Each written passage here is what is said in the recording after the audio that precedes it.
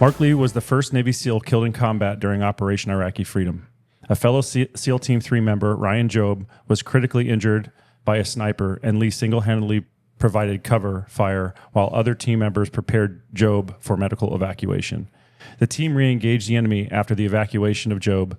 Lee was mortally wounded when he exposed himself a third time to draw fire from enemy forces away from his teammates. For his action on the battlefield, Lee was posthumously awarded the Silver Star, Bronze Star, Medal with Valor, and the Purple Heart. Yeah, it's been almost 19 years since Marc, that heroic day, stood in the line of fire 3 different times, willingly giving his life to save his teammates. And even when I hear you read that, my heart sinks a little bit. Mixed emotions. The emotions of, Marc's not here anymore, but with a lot of pride just for Marc and who he was, not just how he gave his life on his final day, but who he was, how he lived his life, and the legacy that he has left behind almost 19 years later, that he is still changing lives in such a crazy way. And he is still not physically here, but he's literally still saving his teammates' lives through our foundation and what we're doing, through his teammates who continue to tell his story. The books that have been written about him, the movies that have been, made that he's part of that story. There hasn't been one that's just the Marc Lee story, but History Channel did do a documentary called the Warfighter series, The Story of Marc Lee and Charlie Platoon. But wow, that I was blessed to be his mom. God could have picked anybody else, and I got the blessing for each one of my kids that, I'm blessed with. But yeah, pretty amazing who Marc was and, the impact that he is still making in such an amazing way. Tell us about him. Maybe as a kid, as he was growing up, what type of person was he? Yeah, he had a great sense of humor. Got class clown 2 years in a row, junior and senior in high school. I'm like, great, and this is going to get you to college. How? We're going to get scholarships with this? But he came into our lives in a very dark time. I was 23, was in a very abusive marriage. My ex-husband had tried to kill me, and so I filed for divorce. And the day that I filed, they waived the waiting period just for my safety. So the day that I filed, the divorce was final. And I found out 2 weeks later I was pregnant with Marc. And I'm like, oh my gosh, I have a 3-year-old and an 18-month-old, and now I'm pregnant again. I get no child support. How am I going to raise the 2 kids I've got? And now we've got another one. But even, obviously, they develop their character. They don't come out laughing and giggling as newborn babies. But we started to see him develop that character, and the sense of humor that he has, was just amazing. I can remember he was probably about 4 years old, and he'd be telling these knock-knock jokes, They were so bad. I mean, you can imagine, if you got kids, 4-year-old, and their knock-knock jokes they come up with. But he thought they were hilarious. So he literally would fall on the floor laughing at himself because he thought he was so funny. Well, you're laughing at himself, laughing at himself. And so then that just promoted it. He thought, wow, I'm pretty good. People are laughing at me. But it just started showing who that character was, in him. He would, lots of times if you were being picked on, being bullied or something, he would stand up for you. He didn't care, who the threat was, from or who was doing that. Lots of times he would use his humor, to deflect in the situation, give the person that's being bullied a chance to either get away if it was actually physical bullying. But he just was such a joyful kid. I can remember him out before it was cool to do, videos or podcasts, with a friend out. There'd been a huge rain and there were flooding and, some of the creeks by us, just little. But he was, out there giving the play-by-play, moment by moment, of here's what's happening with the weather today. And just very joyful, huge heart. Like I said, if you were being bullied or picked on, he'd be there standing up for you. I can remember I homeschooled my kids, but he played. Back when it was uncool. Yeah, now it's cool. Back when it was uncool, yes. But, I remember dropping him off. He could still play sports with, as a homeschooler, you could play with the, in where we lived in Oregon, you could play with the public schools.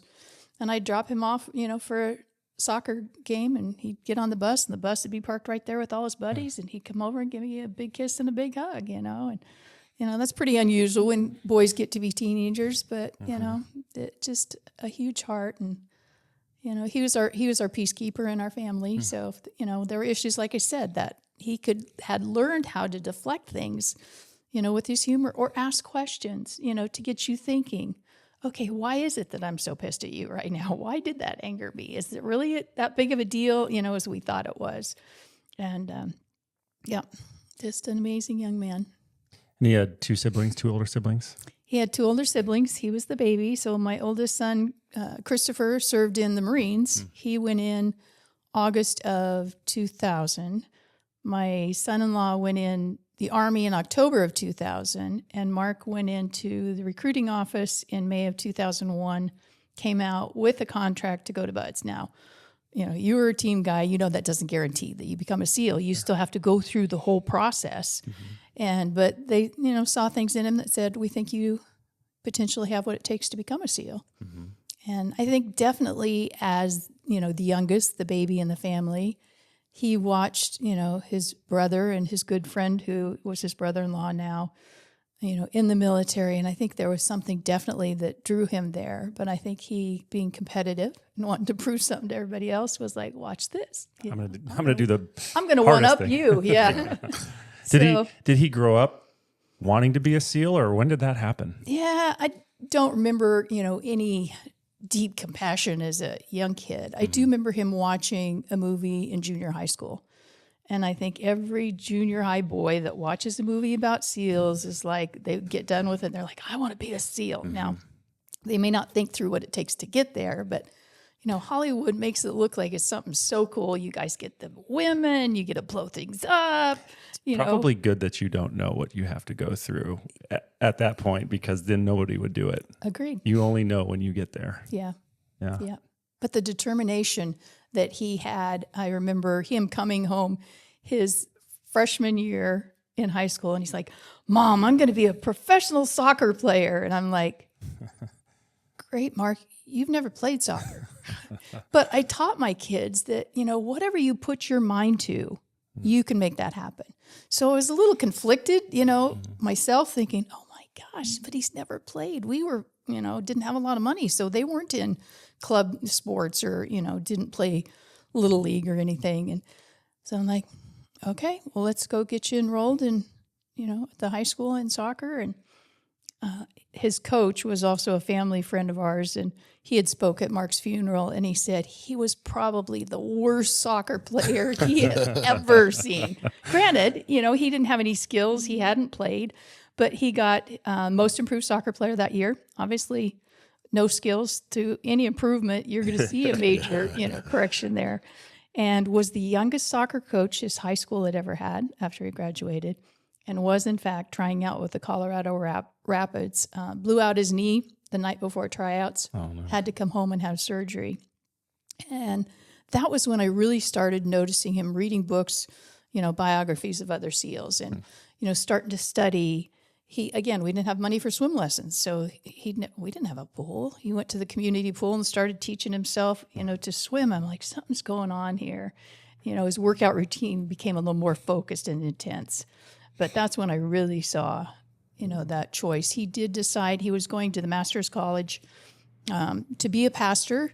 And his first year went through there, and then he's like, no, I'm going to go try out with the Rapids. He did, in fact, probably about 4 years ago now, they reached out to me, and they said, we want to present you his team jersey. We know that he would have made the team. I have to pause you right there. You said he went to Master's College for a year? Mm-hmm. My daughter's in Master's College, which almost nobody I ever met is in that. Yeah. So where did he go to Master's College? In Santa Clarita.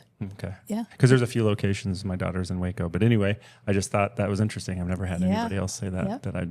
So very cool. So at what point did he make that actual? Did you know? Okay, he's going to be a SEAL. Did he go to the recruiter and sign up and then come tell you, or was it? I didn't know till afterwards. So he came back home and he was pretty excited. He said, and he had talked a little bit about it, but I don't know that I expected him, this week to go down. I know he was mulling it over in his brain, but I didn't know that he'd made that decision. And so he came home and, said, hey, I just enlisted. I'm going in the Navy. I, got a contract to go to BUD/S and try to become a SEAL. And I was like, good job. I'm proud of you. And if you look at those dates, then that was May 2011 or 2001. 2001, yeah. And so just September on 9/11, then, the world was changed. Yeah. And I had all three of my kids' lives involved in the military at that time. And I could see the handwriting on the wall. I knew we were going to deploy. At least one of them was going to combat. What was that like for you as a mom? Well, the reality sets in. I knew they were trained. I knew they were prepared. Obviously, Mark had just gone through his basic training up in outside of Chicago, but he didn't have the SEAL training. But I don't know that there was a fear there. I knew that what had happened to us on 9/11, you don't just let that go. You don't just ignore that. They attacked us on our soil and killed thousands of our people. You don't just let that slide. And I do think war should be the last resort. But we did a lot, with sanctions and things, trying to stop that before it came to that point where we actually deployed troops. But I do still, even though I've lost, Mark, I still believe it was the right thing to do, and to know that we've got warriors like you and Mark and so many others that are willing to go and do that so that we can stay free. Most people totally take that for granted. And I'm not one of those. I wake up every morning and I never take for granted who pays that price so I can enjoy the freedoms that I enjoy every day. Yeah. So he gets through. So 9/11 happens and he's where? He's in A school, or he just gets out of basic training? He was in A school at that point. He was in Pensacola, Florida. Okay. He picked aviation ordnance, which was one of the shortest schools, so he could get to BUD/S the quickest. Yep. I know what that's I don't think he ever used, the skills that he had, but he was down in Pensacola, Florida.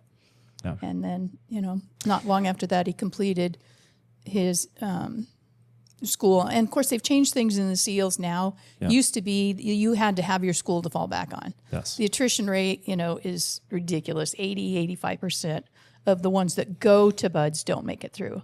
Yeah. So obviously you've still got a commitment to the Navy when you do that. So you've got to have some skill or something so they can just place you in. They have changed things. I always thought that was a little backwards, but they have changed it now where you go to BUD/S and then if you don't make it, then you get your school after that. So. Right. And so he goes through BUD/S. You have any stories? Did he talk to you about his experience in BUD/S?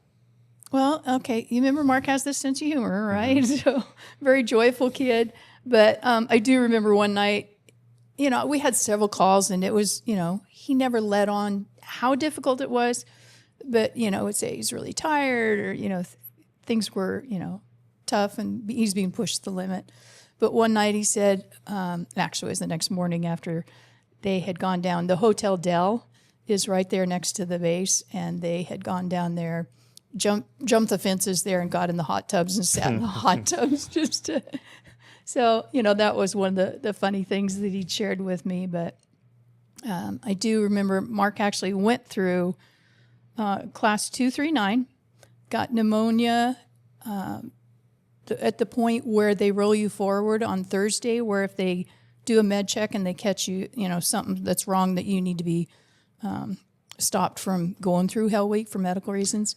There's a point that when you get there, you just roll forward with your class. Mm-hmm. And so you get well, you get healed, whatever your injury or sickness is, and then you can catch up with your class and continue on. Well, he was an hour away from that point. Well, I can say I was in 238, so I was one class ahead of him, and I'll never forget. It was the coldest winter. I was in second phase. We were in... we were doing all of our that's dive phase. So behind us was 239, and I remember they were going through Hell Week, and it was actually snowing. Yes. On the week of Hell Week, and they actually gave them San Diego. In San Diego, yes, which is not nuts. In Chicago, but in San Diego. That whole time period of starting from November of 2001 through the end of the winter of 2002. It was blistering cold. I don't know why, but I remember because I was in a class ahead of him and we were doing all kinds of water stuff. Even at the end of first phase, you're doing what are called hydro recons and you're out in the middle of the water and it was freezing. I remember it being 40 degrees one day when we were doing hydro recons, and then fast forward to second phase when you're doing all the diving, and it was. I remember they said it was 35 degrees outside and 50 degrees in the water, so you wanted to be in the water. But I remember coming back from a dive. I specifically remember coming back from a dive, and we called the pit. You walk in the pit, and there's all these Hell Week guys just shivering, and they actually had to put jackets on them because it was snowing that night. So he really can say, in the SEALs, you always hear, I had the coldest buds class ever. He probably really could claim that. Yes, he probably could. Yeah. Yeah. So he got rolled. He got rolled to another class. So that means then he had to go back to class 240. In the meantime, before that class got in there, he's just picking up trash on the base, doing whatever task they give just to keep him busy till he started that class. And in the meantime, his best buddy, who was in the Coast Guard, was I think he was in L.A., but anyway, he had a girlfriend that was in L.A., and so he convinced Mark to go with him. Well, Mark got connected with one of the roommates there, and so fell in love. She convinced him that this was not conducive to family life and not something, that she thought would fit for their family. And it is. It's very tough on family life. I agree 100% with there. And so he called me on Monday night of Hell Week. Hell Week typically starts on Sunday, so 24 hours into Hell Week. Of course, I don't know how much you've talked to your listeners about it, but they get 4 hours of sleep the entire week. And it's not like that's get 4 hours altogether. It's some people get zero. Yes. I mean, that's just how it is. And I'll tell you what, it's not fun sleep. I have 1 or 2 nights of 4 hours sleep for the whole night, and we would not be having this conversation. I would have stopped already 10 times, gone, what? I'm sorry, what was the question? What was I talking about? Because it messes with you. But, as we do a lot with our veterans who are struggling with post-traumatic stress, traumatic brain injury, many of them suicidal, and that's one of the symptoms is the sleep issues. When I first started doing this through our foundation, and I'd ask, how much sleep do you have? What's typical night sleep? And they say, well, maybe 3 hours. And I'm like, how long have you done that? I don't know, 10 years. I'm like, oh my gosh, no wonder you've got road rage. No wonder you can't think. No wonder you can't cope. That's such an integral part of, what we do. But so then he got rolled to 240. In the meantime, she convinced him to ring the bell. So Monday night of Hell Week, he calls me and he's like, Mom, I rang the bell. I'm being the jokester that he is. I'm like, yeah, whatever. I know how bad you wanted this, what's going on? What else how's it going? And he's like, Mom, I rang the bell. And I'm like, yeah, nice try, buddy, or something like that. And he said, it's Monday night of Hell Week. I wouldn't have privileges to call you if I was still in. I'm like, oh. So then you still have a commitment to the Navy. Just because you ring the bell doesn't mean you're done in the Navy. He got sent to the USS Eisenhower, which was in dry dock in Virginia Beach. So nothing for him to do on the ship. And so he was assigned to the Army, and he was driving a shuttle bus for the Army. And I have a picture of him with his head on the steering wheel, like, oh my gosh, what have I done? And I remember him calling me.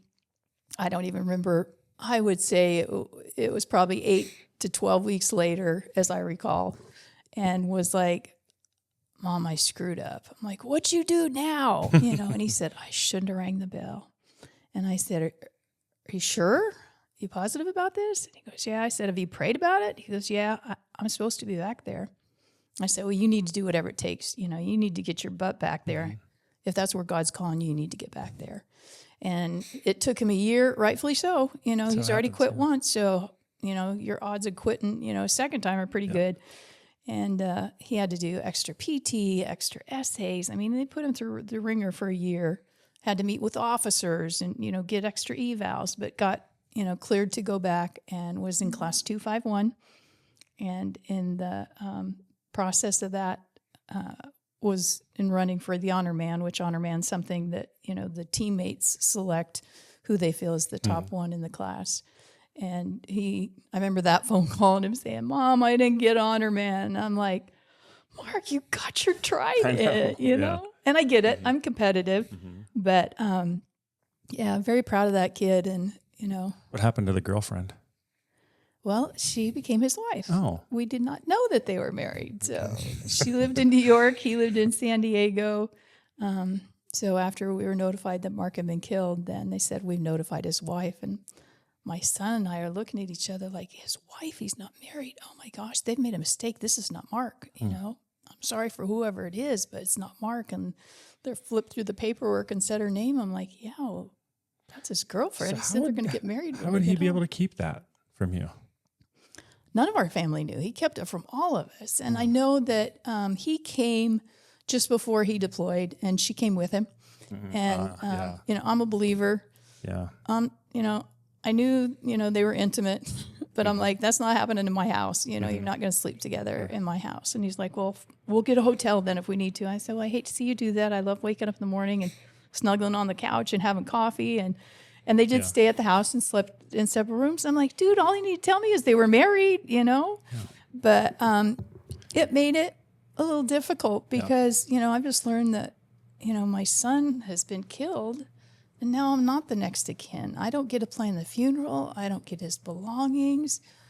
Now I need to adapt. Thank goodness I hadn't met her, so she wasn't a total stranger. But in the midst of the grief and the immediate shock, it was, so I said, when I see him in heaven, I'm going to give him a big hug, but I'm going to kick his butt and say, what were you thinking? But was she a believer? She's not, no. But I know that she had told me afterwards that, they wanted to have a big wedding in Italy, and they're afraid if they told us that we were, they were already married, that we wouldn't go, which was kind of like, oh okay. But yeah. So was it one of those where, because a lot of people get married right before deployment for benefit reasons. It wasn't for that. 4 years. They had been married for 4 years. So, yeah. But I think any time that you go through grief, it's complicated. Sure. It seems like we do a lot with Gold Star family members and the stories that we hear and the things that happen.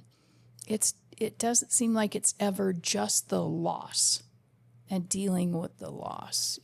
There's always some kind of drama, and I get it because some people, depending on their relationships, one feels like they're closer to the one that, passed, or their relationship's more important, and the relationships all are important that you have with that, that the fallen had with each one. But I think you're hurting so bad in the midst of that grief, you don't know what else to do than try to cling to those relationships sometime with the one who's not there. Yeah.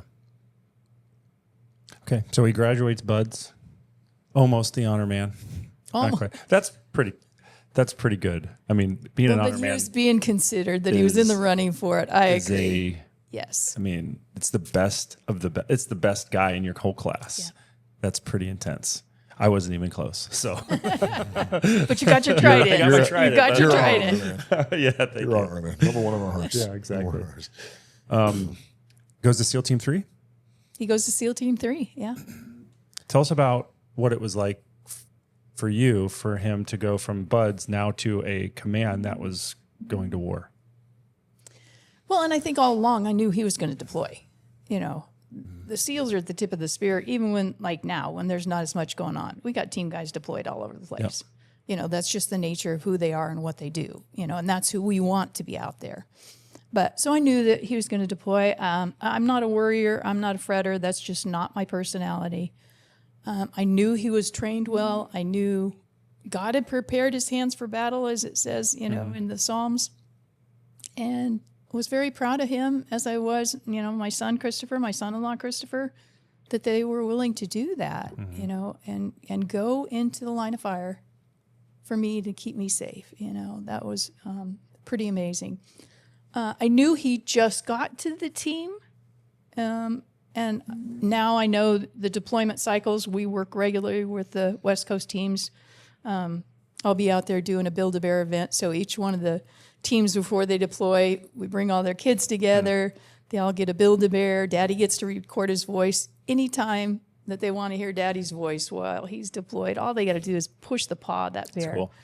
And so one of the favorite events we do. So obviously 19 years later, I've learned a lot about the community and the command. And but I didn't any idea where Mark was in the cycle, where SEAL Team 3 was, and just, are they 2 years out before they were going to, deploy? I knew he probably still had some training cycles to go through, but he had last minute got pulled to Charlie Platoon. There had been some issues, and they'd had to let one of the SEALs go, and they're like, hey, Happens. give us the best guy you got of the new guys.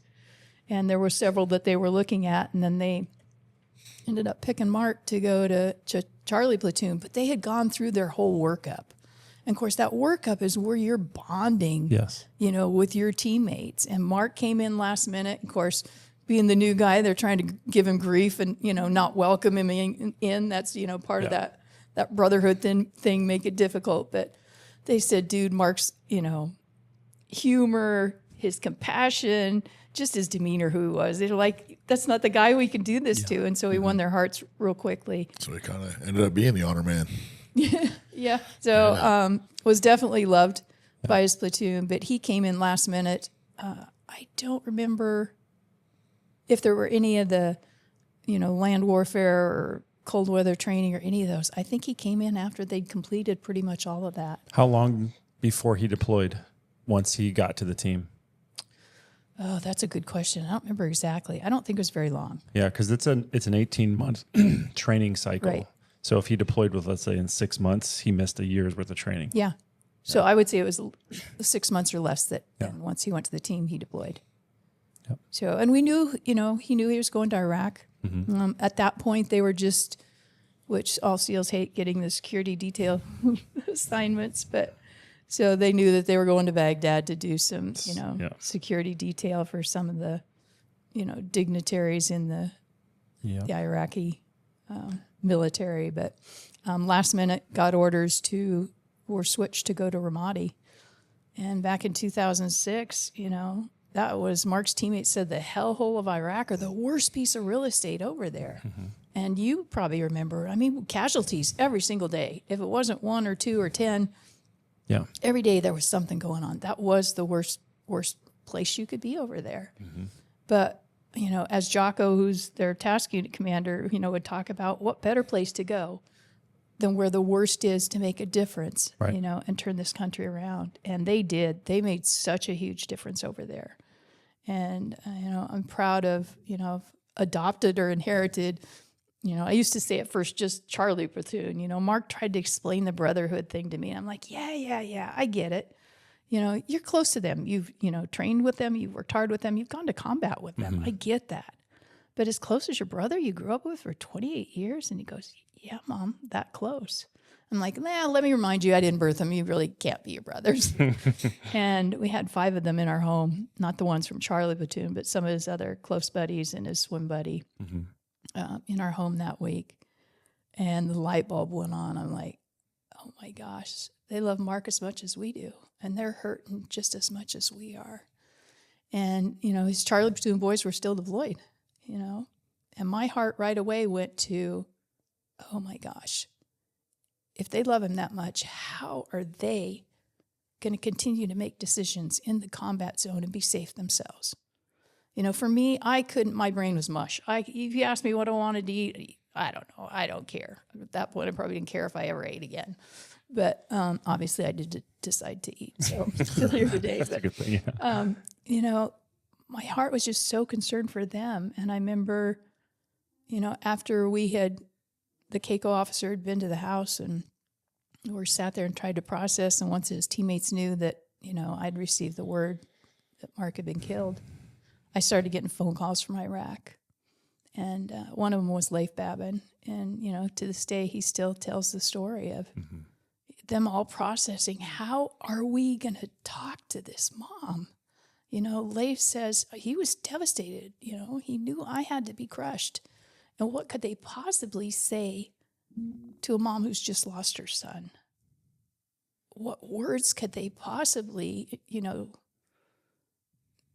come up with to be able to comfort me?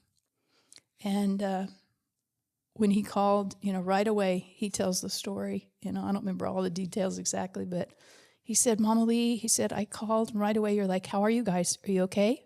What can I do for you? What can I send to you? How can, I'll be praying for you, be safe. And that's just kind of how that relationship started. And the more that I got to know them, that brotherhood, I'm like, oh yeah, those Charlie boys. No one else can call me Mama Lee. That was when that started, of them calling me Mama Lee. And then I started to realize, okay, well, some of these other boys at Tasky and Bruiser, they knew Mark too. They were his brothers. And then it's just expanded to where I was protective of who called me Mama Lee, to now know if you say, did you meet Debbie Lee? Who? Mama Lee. Oh, yeah, we know Mama Lee.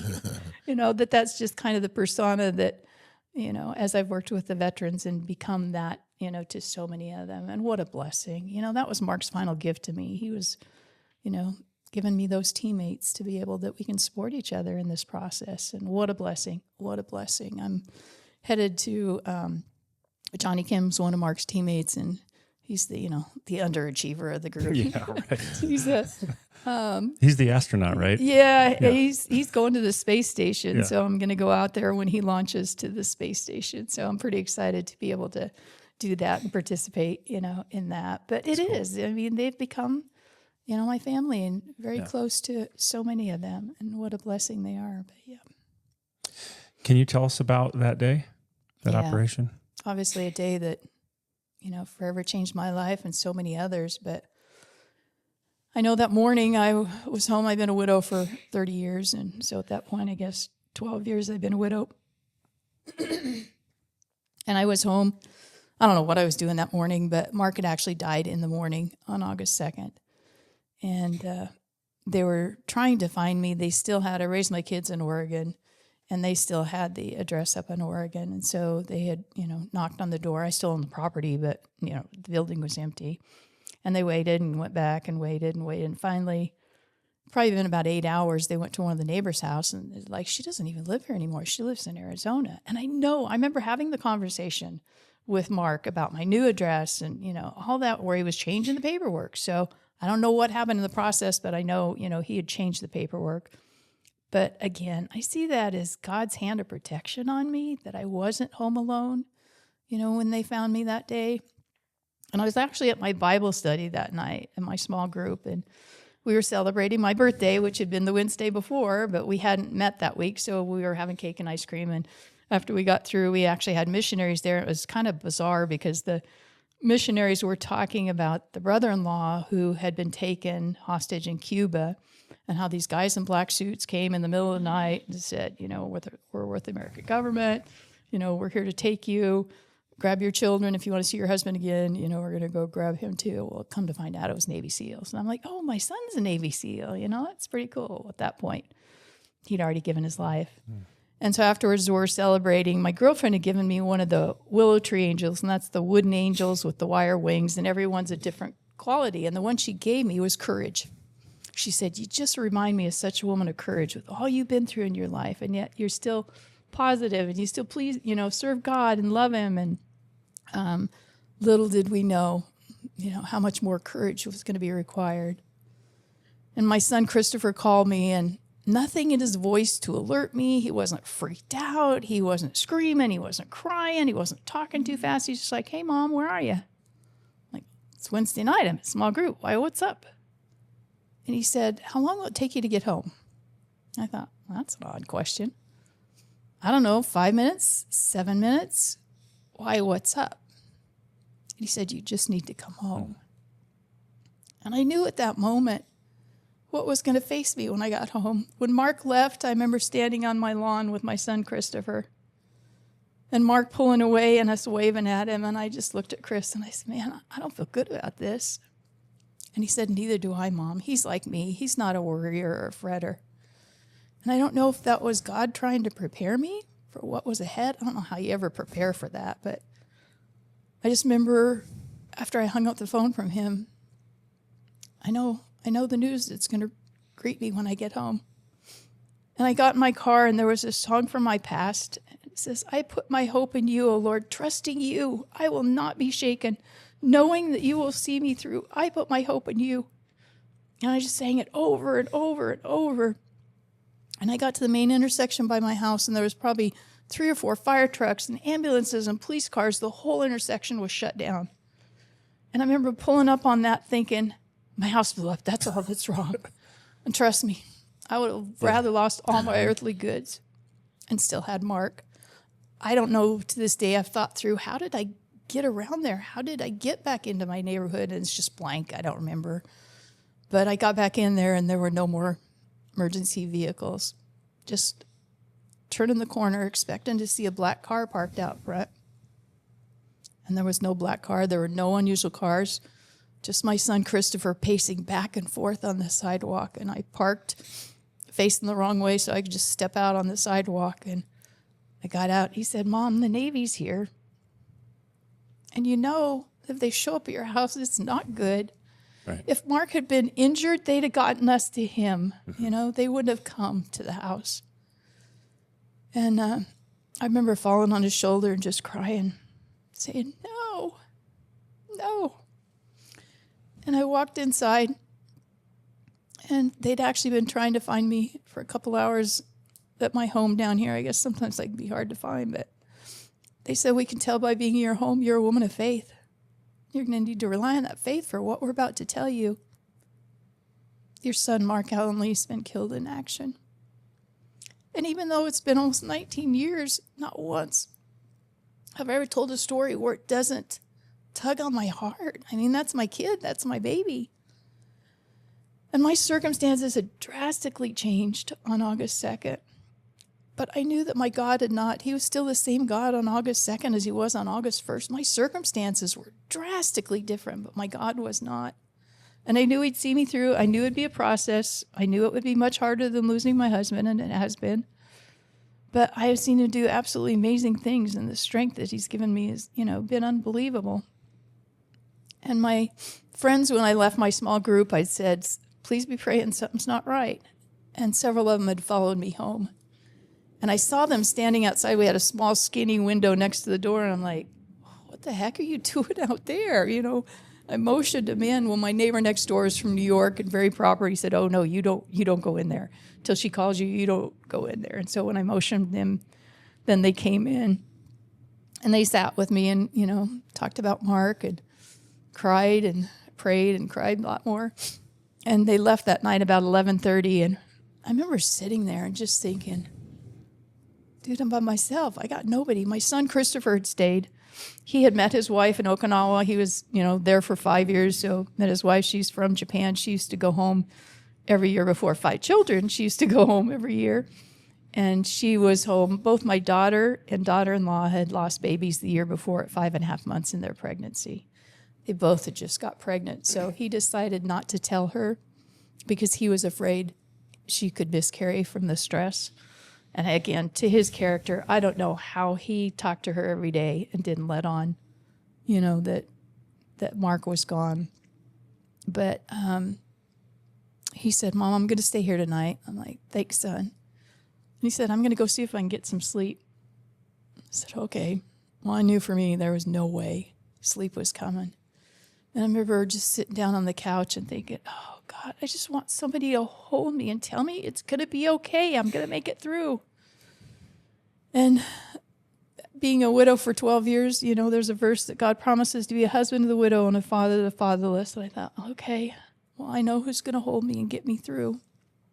And I went and grabbed my Bible for comfort and just opened to Psalms 27, which said, the Lord is my light and my salvation. Whom shall I fear? The Lord is the strength of my life. Of whom shall I be afraid? When the wicked came against me, my enemies and my foes, they stumbled and they fell. Though an army may encamp against me, my heart shall not fear. Though war may rise against me, and I'm reading this thinking, God, did you just put this in here today? Because this fits my circumstances so perfect. And the second to last verse says, I would have lost hope if I had not believed I'd see the goodness of the Lord. Wait on the Lord, be of good courage, and he will strengthen your heart. I saw that courage thing again. I'm like, okay, I got the courage angel earlier in the night. Courage. Okay, God, I got it. I'm going to have courage. And I closed my Bible, and I've never audibly heard God speak to me, but in my thoughts, he said, I want you to read this at Mark's funeral. I want you to give everybody else the same hope I've given you. And I'm like, probably like a teenager rolling my eyeballs. And, are you kidding me, God? This is my son. I don't know if I'll puke. I don't know if I'll pass out. I don't know how I'll respond. And I was a rebel in my 20s. God says he hates 7 things. I'd done 6 of them. I was faithful in my marriage. You can go read the rest of what garbage is back there. But if I've learned anything, if God asks me to do something, you just do it. Even though it doesn't make any sense, you just do it. And I paused and I said, okay, God, I'll walk through whatever doors you open. Thinking just meant to speak at Mark's funeral. And he gave me such strength and boldness that day to be able to deliver that message. And he continues to, every moment.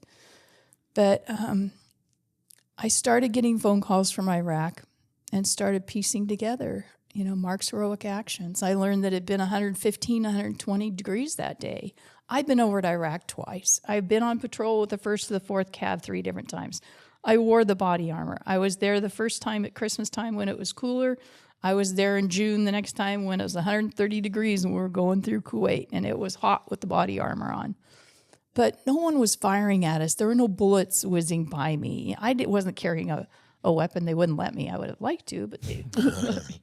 But so I felt those extreme temperatures. They'd been fighting for 2 hours. They'd been on a rooftop. There were 4 of them. As you mentioned, Mark's buddy Ryan had been severely injured. The sniper's bullets had hit his weapon, so he had severe shrapnel injuries to the head. And he fell to the ground. 2 of the other SEALs quickly dropped to help Ryan. Mark could have made that very same choice that day. There would have been nothing wrong with that. But they took a glance at him and said, there's no way that if we don't get a medic up here, he's going to survive. And so Mark made the choice to stand up right in the line of fire where Ryan had just been shot. He had the big gun, the 50 cal. He knew he could lay down some suppressive fire and was hoping that he could provide that cover then so the medic could get up to the rooftop.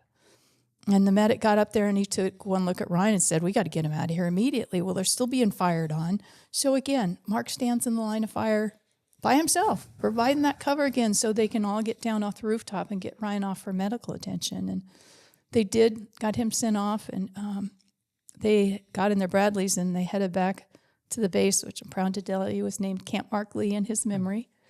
And I visited Camp Marc Lee on my first trip over in 2007 and got to see where he slept and where he walked. I didn't go out and patrol in Ramadi because although it improved, it was still pretty dangerous there. And I didn't go over there because I had a death wish. I went over there to love on the troops and, take a piece of America, for all the moms and, spouses and others that couldn't get over there. And I know that when they got back to the base, to Camp Marc Lee, that Chris Kyle told me later, they were pretty sure there's no way that Ryan could have survived. And so they're waiting for the call from the medic, given bad news. And Ryan did survive.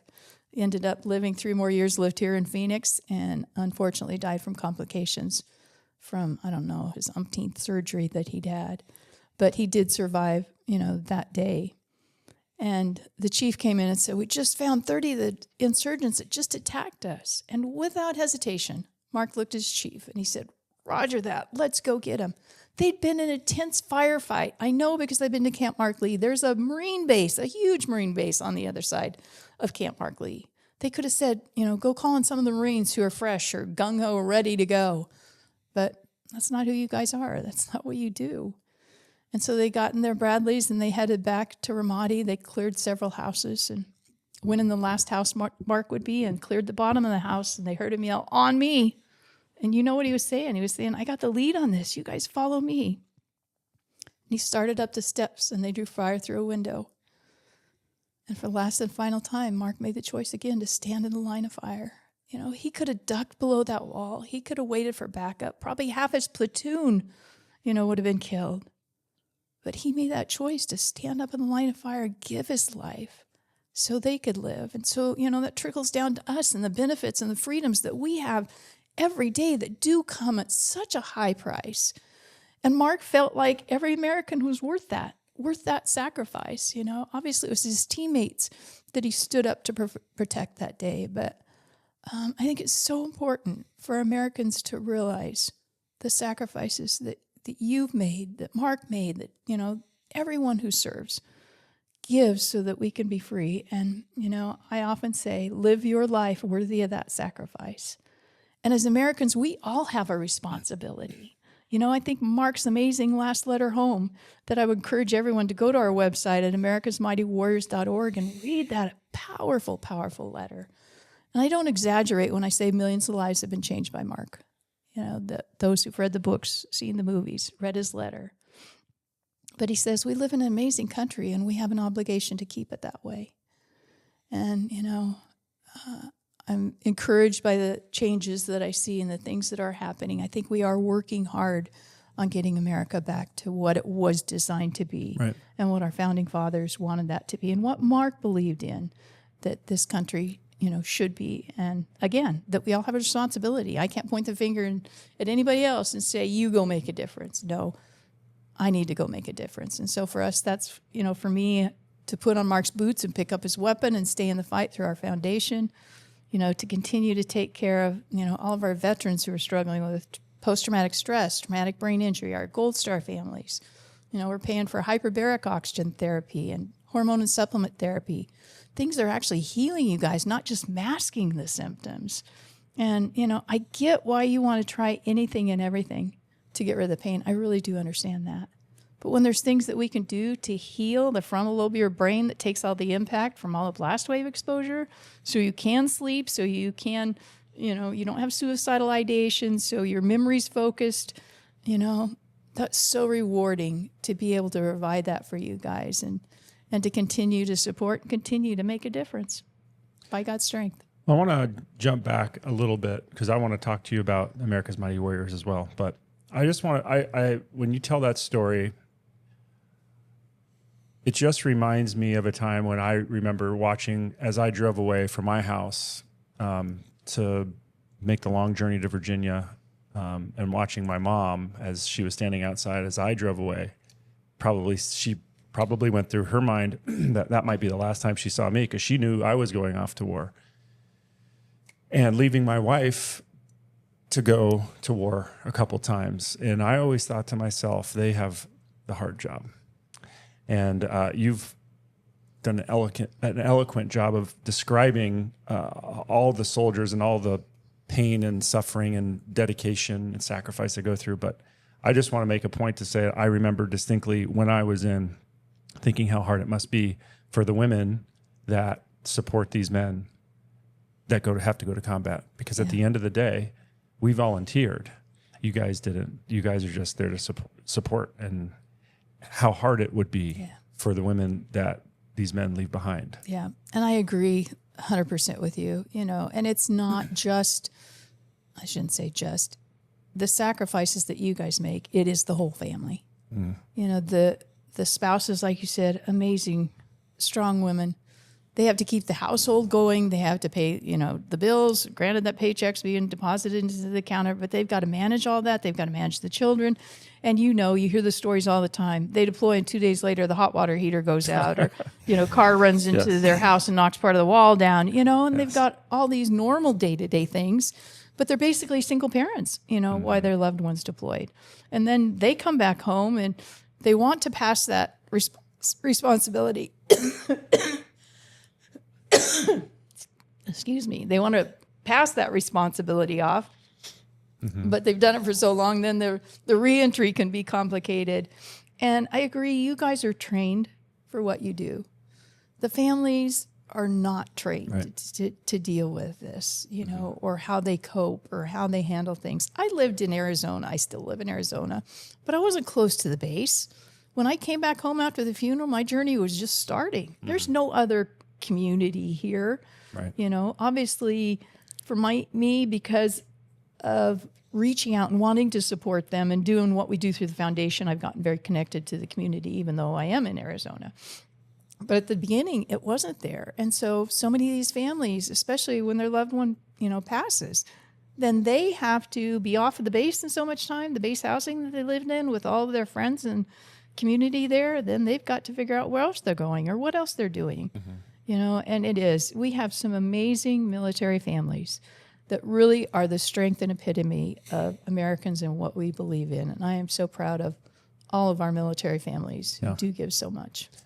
Well, before I completely break down on camera, we should probably move into a more uplifting topic. So you started America's Mighty Warriors because of Mark and his sacrifice. Yes. Will you kind of talk to us a little bit about that?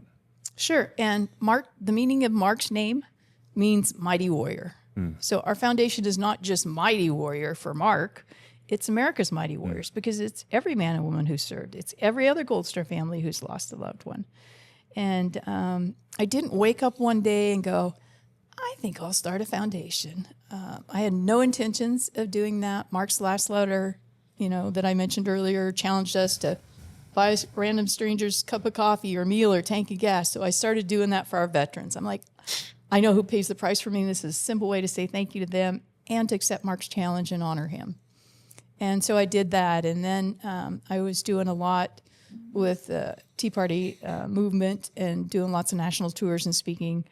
And so I'd be, somewhere where TC, we were there often. And Jay Redmond, before he even put the note on the door, one of the tours gathered flags to give to the veterans at Walter Reed. And they kept going to Walter Reed, and I'm like, hey, I'm a little partial here to the Navy. Can we go to Bethesda this trip? And everybody's like, oh, we're heading home already. Sorry, we don't have time.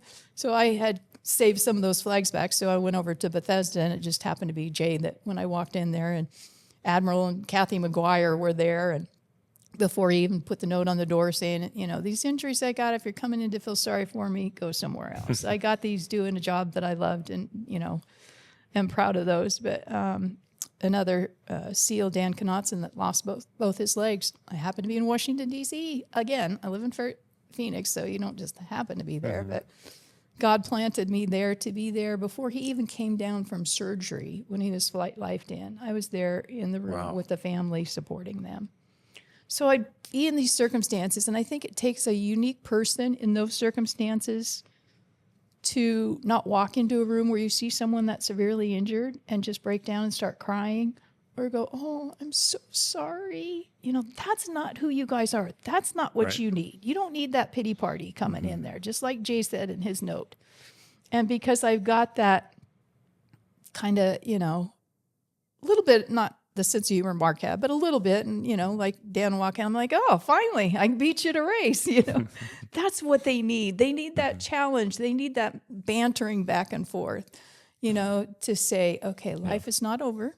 And that man's gone on, get Olympic medals and in the para skiing. And I'm trying to think what else he participates in. But after a while of just being in these places and supporting, encouraging, I went to every funeral after Mark died, because I wanted to be there for those other family members. Mark was one of the first ones we lost. We had Operation Red Wing just a year before he passed. Yeah. And I think in the community, we felt like, okay, we've paid our dues. This was our sacrifice, all those that we lost at that time. And I don't think we really anticipated or expected any more casualties, in a weird way. I mean, obviously you're in combat, it's going to happen. But they were very sporadic in the early days. One here, one there, and then Red Wings happened, and it kind of opened up this thing, and then Mark, and then Mikey, and then they started coming a little more. Josh Harris, but then the big one, I'm spacing the name of the operation in August. It's Extortion in 2011, and then just more and more. And I think about that, and I think you wonder if the enemy you've been there so long, they just finally get better and better and better, and because now they have all this experience. Before they were just nobodies. They had no military experience, just people with whatever guns they could find, let's say. And then after 4 or 5 years of fighting, they start to get better, and they start to be able to fight back. And then you see more and more casualties. I wonder if that's what happened. Yeah. Well, and I think, obviously what you guys do at the tip of the spear, you're in the most dangerous places. Right. But yeah. So I was going to every one of the funerals, because I remember coming back and I'm like, oh, okay, the funeral's done.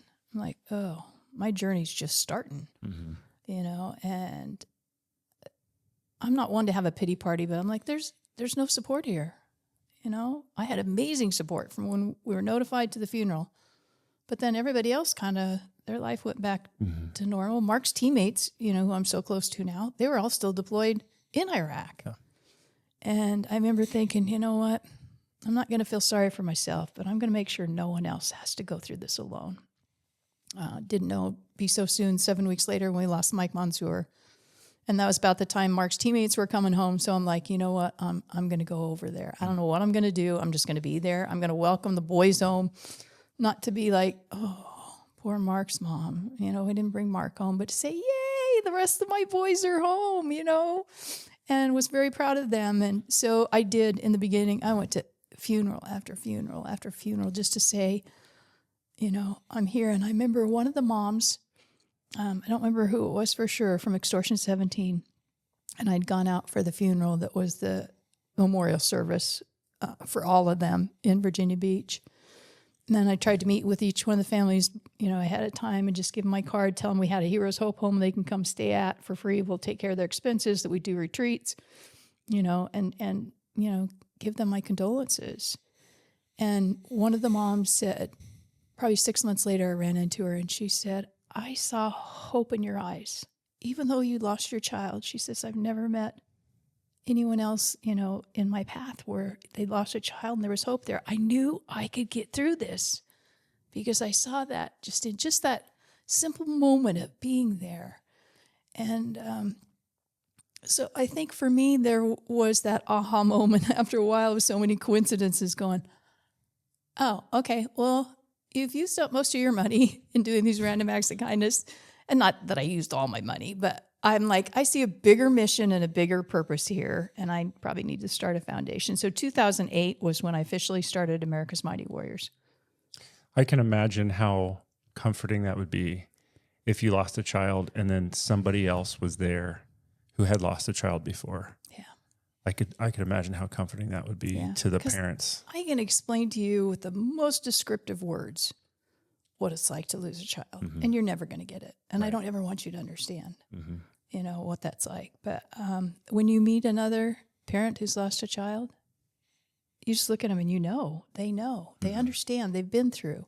And I think anything that we go through in life is that way. When we're struggling and we're starting to go down that, pity party trail, that when we meet someone else who's gone through it, it does. You're like, okay, I am not alone. This is not just me and, against the world trying to go through this. There are other people who do understand what this is like. And that does provide comfort and hope, to know that you're not alone. And you clearly have leaned on your faith. 100%. Do you talk to other moms about that? I do, yeah. Even ones who aren't Christians? I don't. I feel like you have to have permission to speak your faith into somebody's life. I think it's not effective when you see someone just standing on a street corner or anywhere else just trying to shove it down you. But I think there are times and ways where people will ask questions. Like me, I shared where I was the night that Mark died. And to me, that just seems like an odd question to ask me where I was the night that Mark died, but I get asked that all the time. And I'm like, well, you just asked me. I'm going to share with you where I was and what happened. Obviously there are those times that, they're crying out for hope and help and they're struggling, or we do deal a lot with, suicidal veterans. And to be able to share that hope then to them, I get it. My second husband committed suicide. We've lived through this. I know with all, and I'm not going to go into it on this podcast. I did it on Jocko's podcast of all the garbage that's back there that I've gone through. But I wanted to be open and honest on that podcast so people could say, because they're like, but I've been through all this other stuff. You've just lost Mark. And not that it's just, but I wanted them to see, no, I've been through a lot of crap in my life. And if it wasn't for me knowing who God was and trusting him, knowing he didn't cause Mark's death, the evil savages in the world, are the ones that took Mark. Not that took God by surprise. It's not like he looked the other way and went, oh my goodness, I didn't know that was going to happen. But to see almost 19 years later how God's used that in such an amazing way to save lives, from those that are suicidal, to impact other lives, to give them hope, to go, oh my goodness, if that woman who's gone through what she has and she still loves God, and she, he's given her the strength to do what she does. But I think it needs to be genuine. I think even for me as a believer, when you hear people starting to try to force it on you, that can be very much turn people off. So I'm very sensitive to those, but it comes up so natural in questions, or people say, wow, how did you get through losing Mark? Well, this is how I got through. This is my story. So, yeah. I do have a question. It's a little bit off, but I have this interesting question about, where you were when Mark passed away. Mm-hmm. Was there anything during that time that you look back and was there some connection? Like, because they talk about connections between mothers and their sons, or their mothers and their kids, or sisters or siblings. Anything that you felt?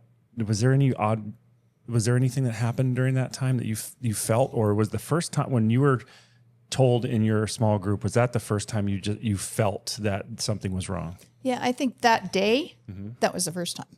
There were numerous times, that I remember being at my Bible study group and sharing, prayer requests and just saying, please be praying for Mark. This still just doesn't feel right.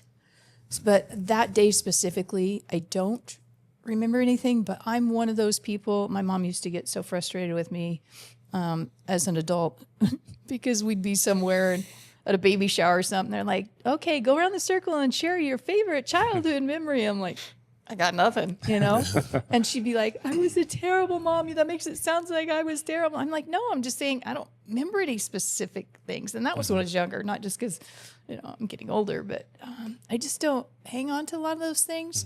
But there's nothing that specifically sticks out in my mind that morning when he would have passed, or that night before. Yeah. But I know you do hear that, Yeah, it's interesting. Lot. And I know how close you guys were. Yeah. Mark and I were pretty close. Yeah. He would sometimes tell me details of things. I'm like, TMI, Mark, TMI. I don't want to know this. So you're also you're helping veterans. Explain a little bit how you've helped veterans, and to a point to where, like, maybe if someone's watching this, that how they might be able to get help. Yeah. And I think, we see in our warriors who've gone to battle, I hear all the time, no, someone else is worse off than me. Someone else needs it more than me, and you guys just, you try to tough it out. And I think that's why you get to the place where you're suicidal. You tough it out for so many years. You guys, especially our spec ops guys, have always been able to overcome everything. But it's more than just the emotional. There's physical stuff that's going on in your brain. As I mentioned earlier, the blast wave exposure, the frontal lobe of your brain is what takes that.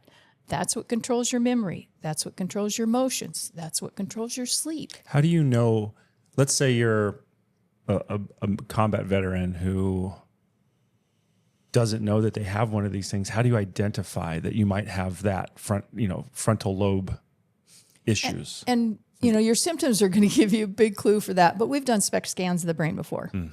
And we were involved in research projects. It's about $3,500 to do the SPECT scan before and after. So we're not currently doing that. But you see the pictures of the brain. It's so obvious. But the symptoms and if you don't recognize the symptoms, which is sometimes the case, or you're in denial and want to accept, or you don't want to accept that those are those things, ask someone around you. If you're not sleeping well, if you're one of those people that's sleeping 3 or 4 hours a night, if you're trying to self-medicate with alcohol, marijuana, drugs, anything else to get rid of the pain, there's something mentally going on there, which the symptoms are very similar for post-traumatic stress and traumatic brain injury, and we can help either one. Okay. If you find yourself the road rage, you're just flipping out, and maybe that's not normally you, or you don't want to talk to anybody, you don't want to respond to anything, the opposite side of the emotional spectrum. I got nothing, I feel nothing, because you're so numb with everything else that you're doing. But so many of our veterans have gone through and they see the picture of their brain, they're like, oh, got it. That explains so much. And when you get, go over the scan with the specialist that does that. But it's pretty cool to see on the other end when we were doing them. I mean, obviously, I just talked to actually one of Mark's teammates the other day who'd had a severe injury to his hand. And I've been trying to get him in the chambers. That would be my home run if I can get every one of Marc's teammates. We've got about 6 of them that have gone through the program. Obviously, it's a commitment. The hyperbaric is 40 consecutive treatments.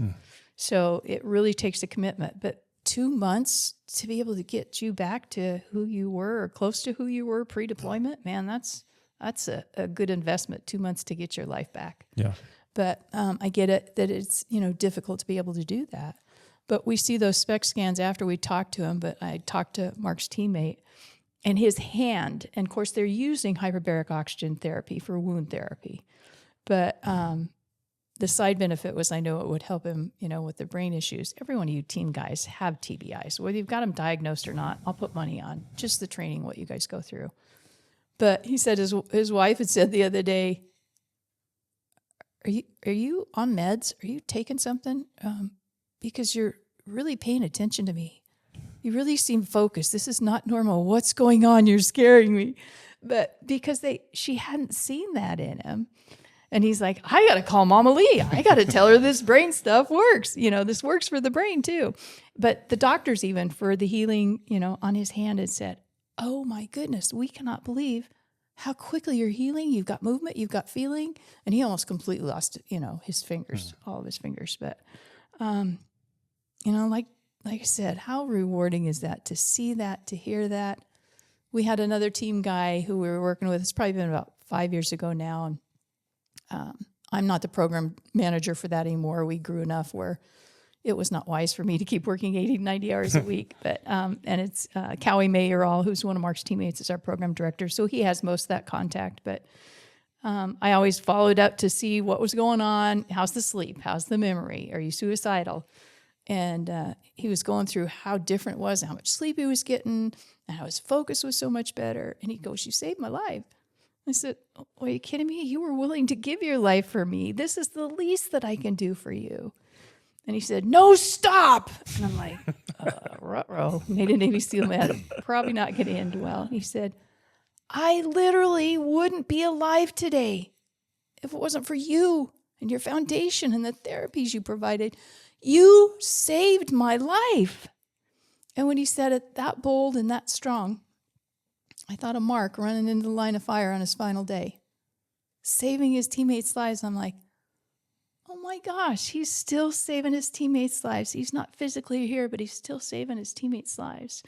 We also do retreats in East Texas, so they get to bring their whole family, and it's just a time of rest and relaxation. We've got someone there that does nutrition and somewhere that does emotional resolution therapy if they want it. It's not forced on any of them. It's just a time to let them know we love and appreciate them.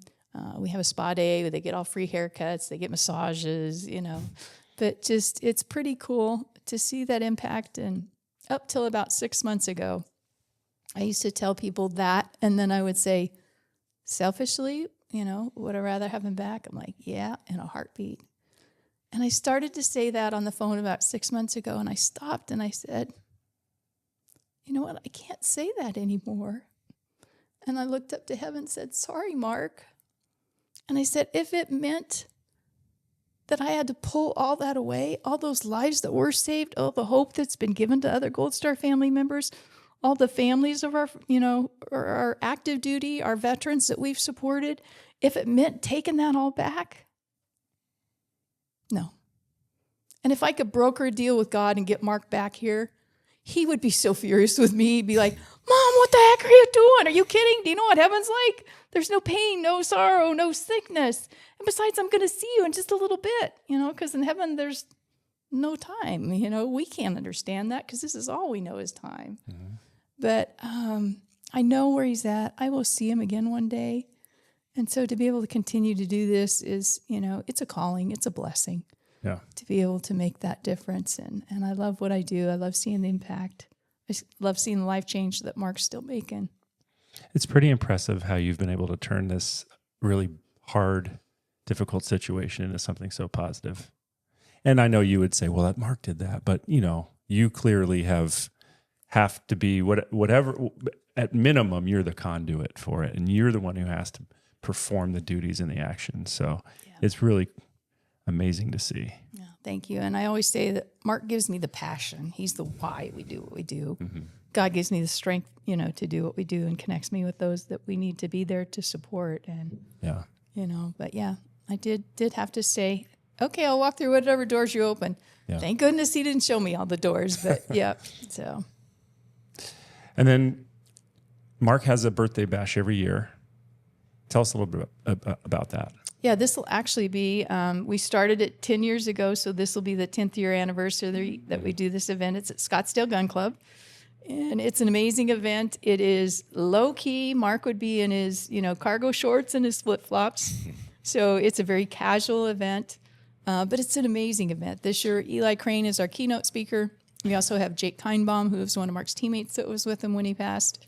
We've got Sheriff Lamb, Sheriff Sheridan. We've got Tage Gill, another team guy coming in, and Oz Geist, Mark Geist from Benghazi. All those guys will be there, but it includes your drinks, your meal. The VIP event gives you more time with the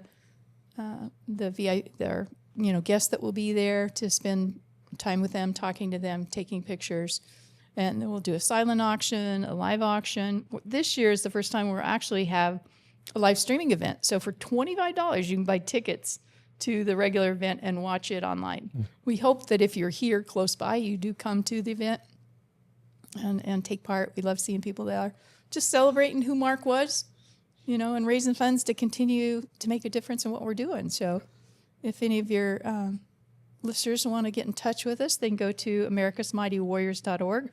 There's a pop-up there right on the front before you go to the homepage that gives you ticket sales if you're interested in being a sponsor or donating an auction item. We're still taking those, but it's just a great time to celebrate who Mark was, and the impact that he's still making. So we love that event. It's a fun event.